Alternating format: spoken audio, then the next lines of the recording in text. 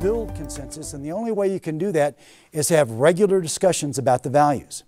Now, when I had my first job out of college, I worked for a company for about 6 years. And I had no idea what the company code of conduct was. I had no idea what the values of the company was until my 5th year. And I had a new boss that year. She brought me into her office. She said, "Ron, have you read the code of conduct?" And I said, "What is that?" I didn't even know that there were values in the company. She says, "Read this booklet." And I read the booklet. She says, "Do you know what they are?" I said, "Yeah, I just read the booklet." She said, "Thank you." And she checked off a box on her administration form. I call that check the box values. How many of you have seen companies like that?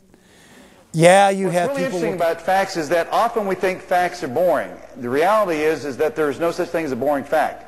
You might be boring, but the facts aren't. You've got to find a way to take the information that's vital to your business, to the success of your operation, and make it come alive, mean something for people. You've got to add that emotional and symbolic channel to it. Facts alone seldom persuade, and they rarely inspire. Can happen, but it's very rare. And yet, what do we do most of the time when we're communicating? Communicate lots of factual information to each other. And if you're looking for, from a leadership standpoint, if you're looking for an increase in conviction, competence, passion in the work, facts alone probably isn't going to make it. Suddenly, what do you do in the car? What's the first thing happens? You slow down, you decelerate, okay? You get really much slower. What else happens? What else goes on inside that car?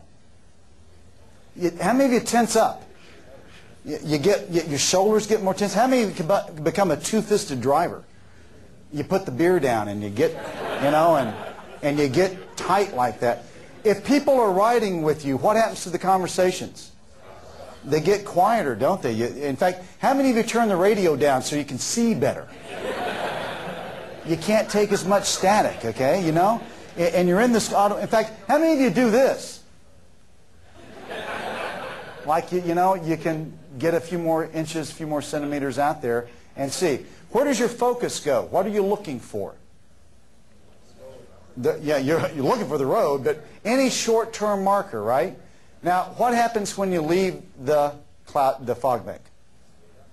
You relax, you speed up, crank back up the tunes. In fact, how many of you speed up to make up for lost time? You actually go faster. Okay. The reason I illustrate this is because it's exactly the same dynamics in organizations. When people are in the fog at work, they go slower. They can't take as much distraction in the environment. Their communication with their coworkers decreases. They look for a marker that gets me through today only because they don't know where they're going and they don't get as much work done. When you lift the fog, people can multitask at ease, they can go faster, and they can not only see the stripes on the highway, but the horizon. Your job as a leader is to lift the fog. Not only that, but his wife was expecting their second baby. And his mobile phone was right inside his coat. And he was waiting all the time. Every time it buzzed, he jumped because he thought it was take me to the hospital time. So he was really sort of wired up. He was excited about this baby being born. So we start the evening. Just as the dinner's concluding, he's going to stand up and speak. Guess what happens? He says, "Ron, I'm unprepared." And I whispered to him, "Well, do the best you can." And he stood up. And for 15 minutes, he talked passionately from his heart about the privilege of being a leader. He said, "I can't believe that you guys actually allow me the opportunity to lead you." And he talked passionately about his views about that. He talked to the group about the goals, the small things they were doing in this large company, and how if they pulled them off, how it would literally improve people's lives around the world. And he made them believe that the little things that they were doing were going to have this huge difference in people's lives. And then at the end, he talked passionately and purposefully about his own feelings about being a leader. And then he sat down. And just as he sat down, guess what happened? The phone rang. And up he went and out he went. And I'm next. I've got to follow one of the most amazing impromptu speeches I've ever seen in my life.